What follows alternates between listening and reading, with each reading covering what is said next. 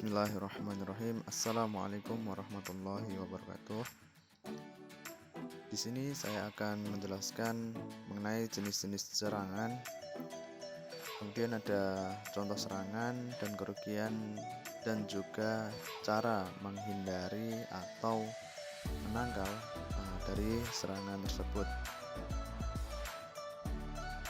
Sebelumnya, perkenalkan, nama saya Naji Amaruddin Murtada dari Program Studi Pendidikan Teknik Informatika Fakultas Keguruan dan Ilmu Pendidikan, NIM A7101800014. Selanjutnya saya akan menjelaskan beberapa serangan atau jenis-jenis serangan. Yang pertama ada Trojan Horse, yang kedua ada spoofing, yang ketiga ada DDoS atau Distributed Denial of Service, yang keempat ada sniffer atau yang biasa disebut dengan sniffing, dan yang kelima ada DNS poisoning.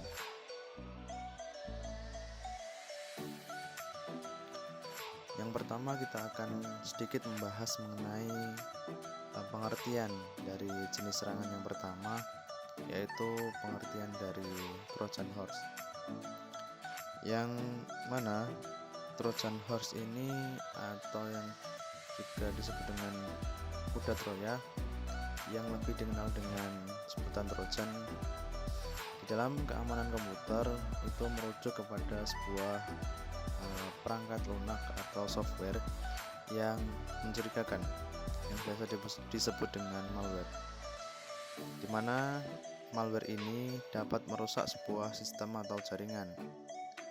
Tujuan dari Trojan sendiri yaitu memperoleh sebuah informasi dari target, di mana sasarannya diantara lain ada password, kemudian ada user yang kemudian tercatat di log activity atau log system, kemudian data atau lainnya, dan juga nantinya akan mengendalikan target untuk memperoleh aksesnya.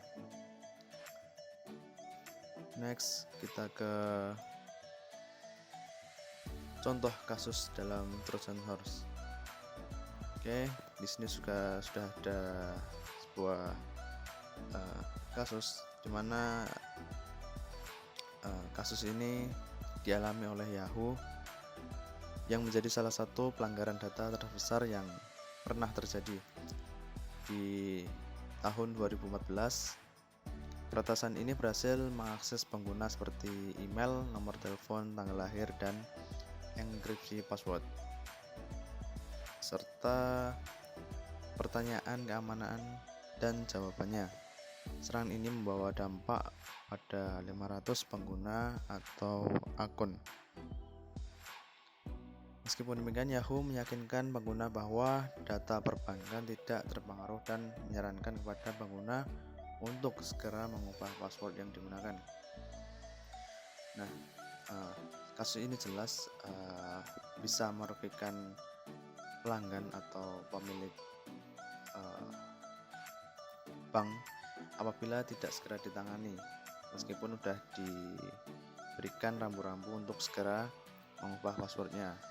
Yang mungkin yang akan dialami yaitu dari penyerang akan mendapatkan informasi pribadi dan informasi penting lainnya, dan juga ada kemungkinan kerugian dalam keuangan seperti itu. Kemudian kita lanjutkan kepada teknologi atau yang biasa untuk menangkal penyerang virus ini, yaitu yang pertama yang biasanya digunakan yaitu menggunakan antivirus. Nah, antivirusnya itu berupa Norton Antivirus, Bitdefender, dan Avast. Yang mungkin biasa kita kenal atau biasa kita jumpai yaitu Avast, karena sifatnya masih gratis meskipun ada yang berbayar seperti itu. Kemudian kita lanjut yang kedua. Yang kedua ada spoofing, di mana spoofing ini digunakan untuk memperoleh yang tidak sah atau legal ke sesuatu komputer atau sebuah informasi, di mana penyerang berhubungan dengan pengguna lalu berpura-pura memalsukan bahwa mereka adalah host atau pemilik yang dapat dipercaya. Nah, hal ini biasa dilakukan oleh seorang hacker atau cracker, di mana di sini saya membuat contoh pada sebuah web. Sebenarnya spoofing ini ada banyak macamnya, di antara lain seperti DNS spoofing dan web spoofing.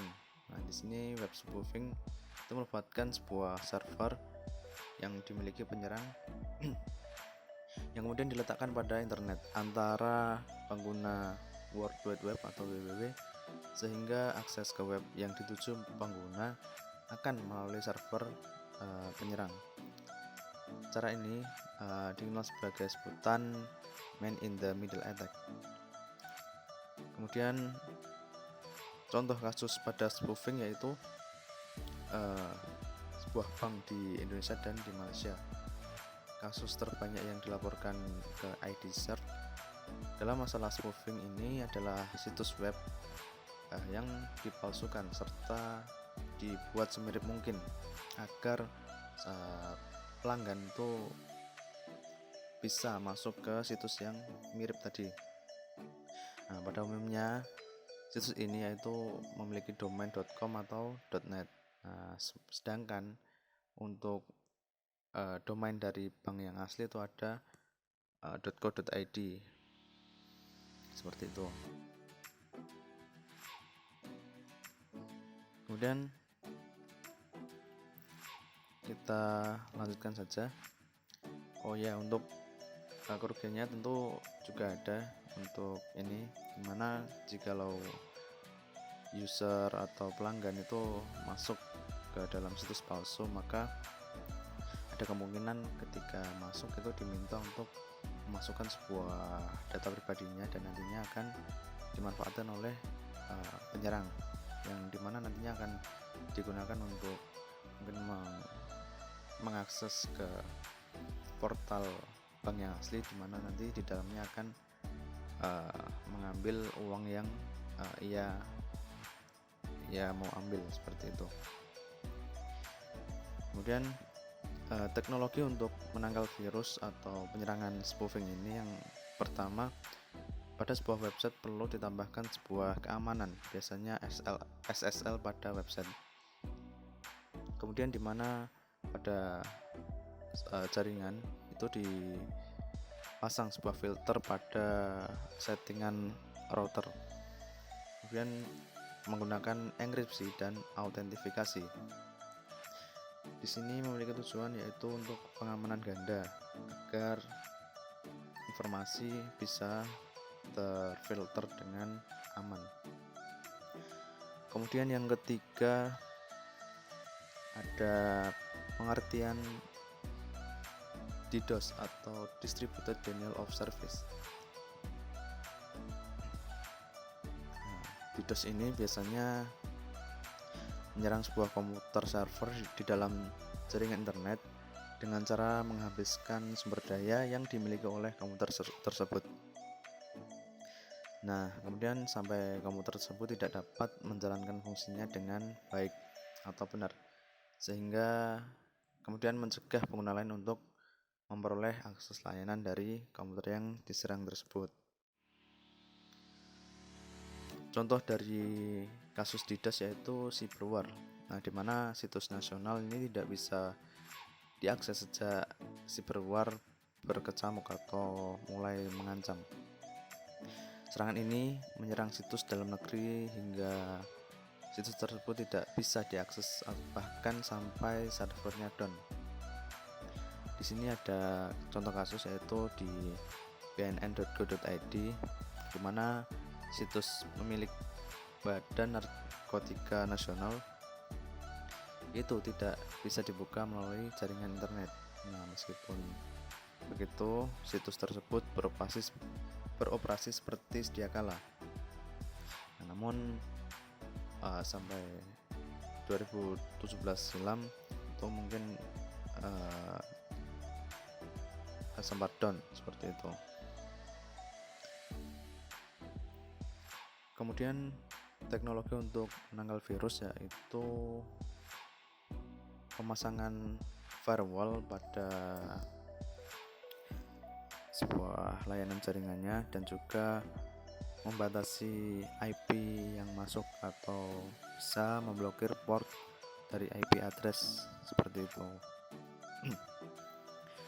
Kemudian kita lanjutkan ke jenis serangan yang keempat, yaitu ada sniffer, di mana sniffer atau biasanya disebut dengan sniffer paket itu menganalisis paket. Nah, kemudian juga dikenal sebagai network analyzer. Nah, ini sebuah aplikasi yang dapat melihat lalu lintas atau traffic pada sebuah jaringan komputer. Dikarenakan data mengalir secara bolak-balik pada jaringan, aplikasi ini menangkap tiap-tiap paket, kadang-kadang mengurai isi dari request for comment atau spesifikasi lainnya. Kemudian ada contoh dari sniffing, yaitu yang dialami oleh Joseph Jonathan James yang dilahirkan di Miami. Ini ada sebuah hacker yang dilakukan adalah dengan menginstal backdoor ke dalam server. Nah, kemudian masuk ke sebuah server dari Departemen Pertahanan, sebuah bank yang akan mengancam terhadap Amerika Serikat dan sekutunya dari senjata nuklir. Kemudian kita lanjutkan bagaimana cara menanganinya atau cara menangkal dari sniffer ini, itu bisa disebut dengan sniffing, yaitu dengan cara yang pertama memasang anti malware atau antivirus. Yang kedua, mengelola perangkat penghubung jaringan seperti hub atau switch, dan juga dengan cara protokol dengan menambahkan protokol IPsec, SMB-SEGIN, dan HTTPS. Kemudian yang kelima, ini terakhir, DNS poisoning. DNS poisoning itu merupakan cara untuk menembus sebuah pertahanan dengan cara menyampaikan informasi IP address yang tidak valid mengenai sebuah host. Tujuan ini untuk mengalihkan lalu lintas paket dari tujuan yang sebenarnya. Cara ini banyak digunakan untuk situs-situs jual beli atau e-commerce dan banking yang saat ini bisa dilakukan secara online dengan pengaman token. Teknik ini dapat membuat sebuah server palsu yang tampil identik dengan server online yang asli. Kemudian diperlukan sebuah sertifikat untuk pengamanannya atau yang disebut dengan SSL agar server palsu tidak dapat menangkap atau mengautentikasi dari nasabah yang mengakses. Jadi kesimpulannya yaitu cara kerja DNS poisoning ini adalah dengan mengacaukan DNS server asli agar pengguna internet terkelabui untuk mengakses website palsu tadi, yang dimana website palsu ini dibuat semirip mungkin agar dapat masuk ke server palsu seperti itu. Kemudian contoh dari DNS poisoning atau kasusnya yaitu di Turk Telekom, dari sebuah perusahaan telekomunikasi Turki milik negara, itu dihantam oleh cyber yang menargetkan sistem nama domain atau DNS pada awal tahun 2020. Serangan ini berakibat pada layanan internet yang sempat terganggu beberapa jam, tapi berhasil diperbaiki pada Senin petang. Pada fungsi DNS-nya, sebuah sistem memudahkan komunikasi yang terjalin, di mana DNS berada di antara mereka untuk menyesuaikan nama dengan angka yang terdaftar dalam daftar tertentu seperti itu. Kemudian teknologi atau cara untuk menangkal penyerangan ini, yang pertama dengan membatasi akses menggunakan IP service routes Yang kedua, menggunakan blok DNS dari IP public, jadi tidak melihatkan